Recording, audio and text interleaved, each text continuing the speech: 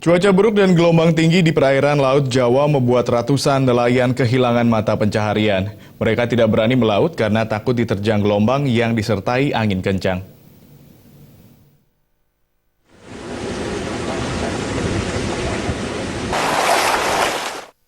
Sejak 1 minggu terakhir, cuaca buruk dan gelombang besar yang terjadi secara mendadak melanda kawasan perairan Laut Jawa, khususnya pesisir pantai utara Lamongan.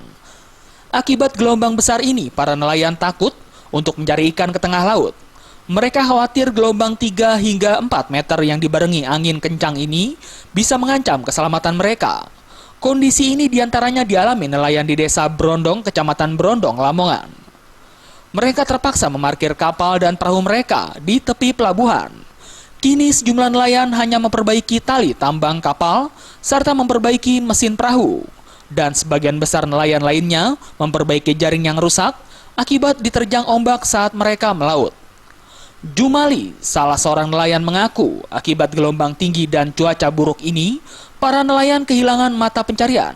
Sebelumnya dari menangkap ikan di laut, mereka mampu meraup pendapatan antara Rp60.000 hingga Rp100.000 setiap harinya.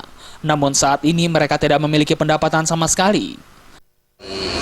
Sekarang ini benar-benar ada jaring, ada tali, diperbaiki semua. Ya, karena cuaca buruk ini, gelombangnya ada 3 meter, 4 meter.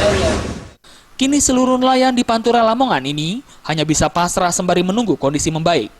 Mereka hanya berharap agar Pemda Lamongan membangun bangunan pemecah gelombang, agar meski gelombang besar nelayan masih bisa menangkap ikan di tepian pantai. Dari Lamongan, Muhammad Basoir melaporkan.